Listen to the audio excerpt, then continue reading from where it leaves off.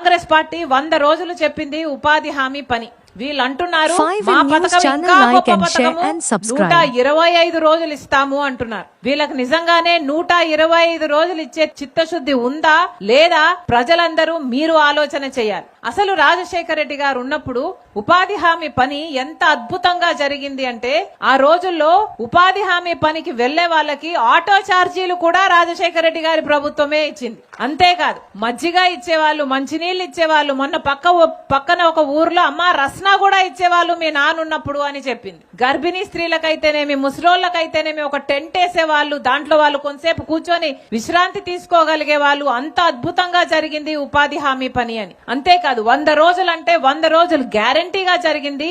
దానికి పేమెంట్ 15 రోజుల్లోనే వచ్చేది అని చాలా గొప్పగా చాలా ఊర్లలో ఇదివరకే చెప్పారు. రాజశేఖర రెడ్డి గారు ఉన్నప్పుడు ఈ పథకము మన రాష్ట్రంలో ఎంత గొప్పగా జరిగింది అంటే 1,10,00,000 జాబ్ కార్డులు ఇచ్చారు రాజశేఖర రెడ్డి గారు. అంటే జాబ్ కార్డుకి ఇద్దరు నేసుకున్న 2,25,00,000 మంది 100 రోజుల పాటు సంవత్సరానికి పని కల్పించిన గొప్ప పథకము ఈ ఉపాధి హామీ పని.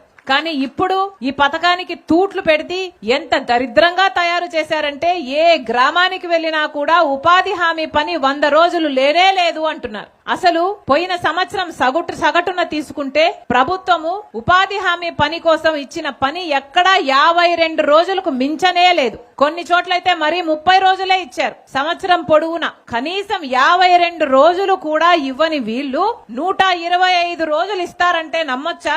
100 రోజులు ఇవ్వాలి అని చట్టంలో ఉంది. 100 రోజులు ఎక్కడా ఇవ్వలేదు. సగటున ఇచ్చింది 52 రోజులు మాత్రమే. వీళ్ళేమో ఇప్పుడు 125 రోజులు ఇస్తాము అని మీ చెవులలో పూలు పెట్టే ప్రయత్నం చేస్తున్నా. ఈ 125 రోజులు ఇస్తాము అని వీళ్ళు చెప్తున్న ఈ మాట పచ్చి అబద్ధం, బూటకం, ఒక మోసం. మీరు ఎవరూ కూడా ఈ మాటను నమ్మొద్దని మిమ్మల్ని అందరినీ వేడుకుంటోంది కాంగ్రెస్ పార్టీ. నిజంగానే వీళ్ళకు చిత్తశుద్ధి ఉంటే, ఈ పథకాన్ని అమలు చేసే చిత్తశుద్ధి వీళ్ళకు నిజంగానే ఉండుంటే కనీసం 100 రోజులు పనైనా కల్పించేవాళ్ళు. కానీ ఎక్కడా కల్పించలేదు. అంతేకాదు వీళ్ళకు నిజంగానే చిత్తశుద్ధి ఉంటే ఈ పథకం బాగా జరగాలి అని జాబ్ కార్డులను తొలగించేవారు కాదు. కానీ పోయిన ఒక్క సంవత్సరంలోనే 18.5 లక్షల జాబ్ కార్డులు తొలగించింది చంద్రబాబు గారి కూటమి సర్కార్. మరి వీళ్ళకు ఉపాధి హామీ పట్ల ఎంత చిత్తశుద్ధి ఉంది అనుకోవాలో మీరే ఆలోచన చేయండి.